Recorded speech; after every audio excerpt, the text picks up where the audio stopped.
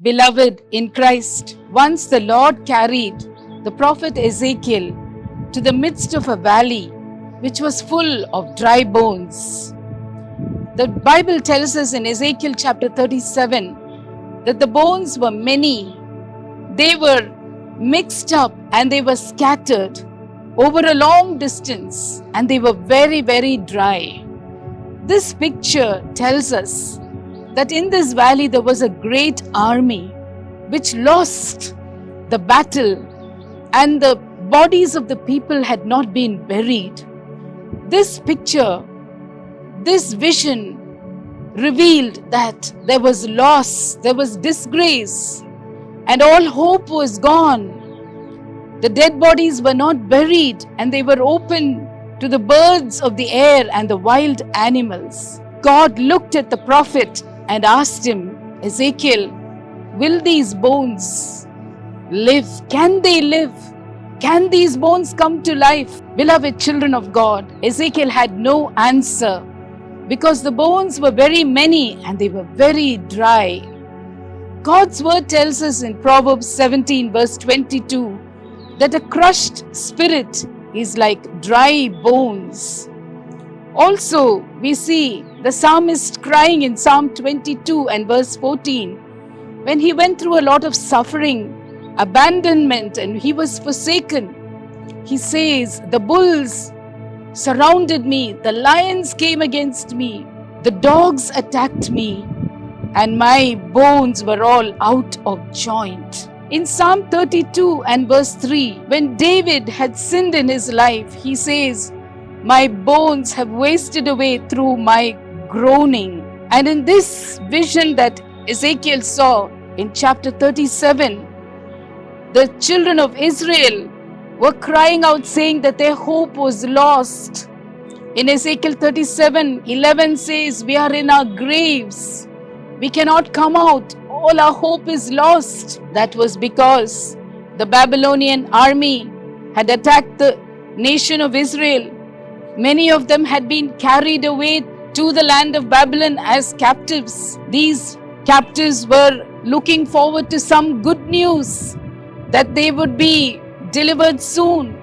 But the news that came to them was the army was still around Jerusalem, and Jerusalem was not going to be delivered. Jerusalem was struck down. My friend, maybe we are going through a valley of dry bones. Ezekiel walked up and down, and all he saw was dry bones, brittle bones. It was the picture of death and loss. And looking at such a situation, God asked him, can these bones come to life? In your life, maybe you are going through a similar situation. My hope is lost. I feel so abandoned and forsaken. Because of my sin, I'm groaning all the day long. My spirit is so crushed. When Ezekiel was not able to answer that question, he turned to God and said, Lord, only you know the answer, whether they can live or not, because the situation is so hopeless.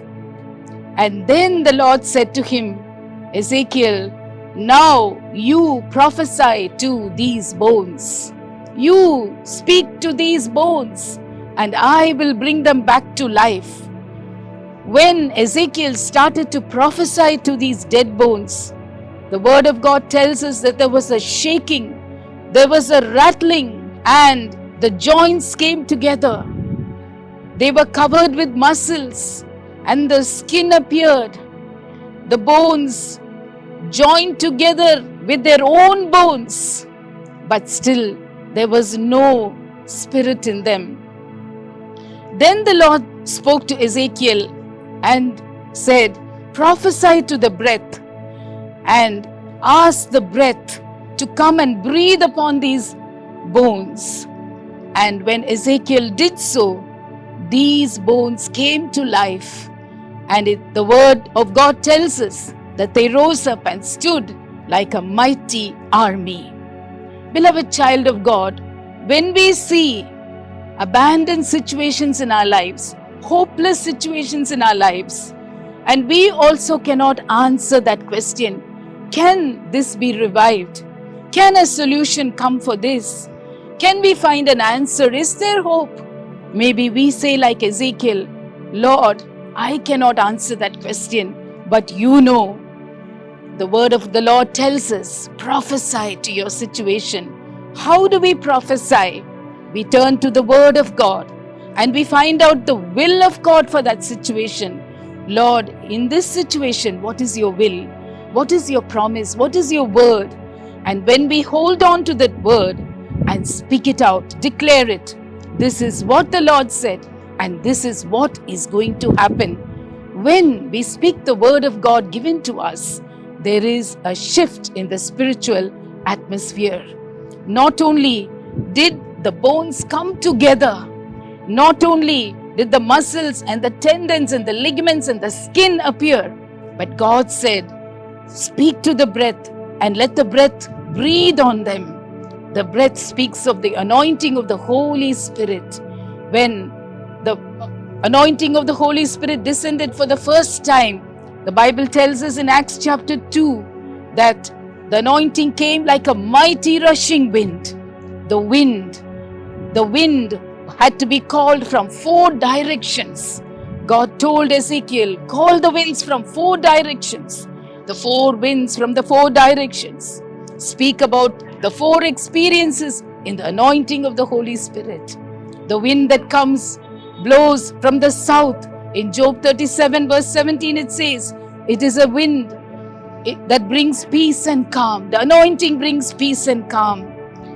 When we read about the east wind brings judgment upon the adversaries, but justice to God's children. When we read about the west wind brings deliverance.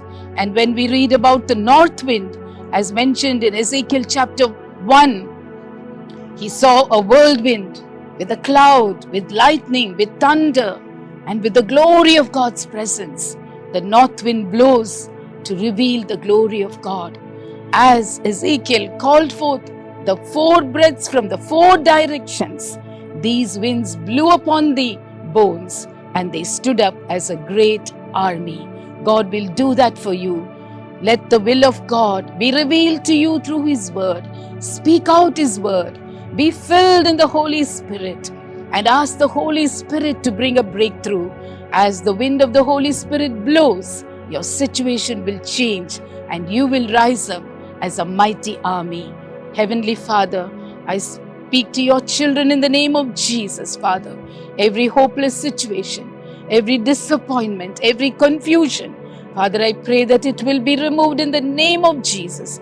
Let your word be revealed to them as they speak your word. Let them see a great deliverance, Lord. Let the anointing of the Holy Spirit as 4 winds blow upon this situation and let them rise up once again as a mighty army. In Jesus' name I pray. Amen.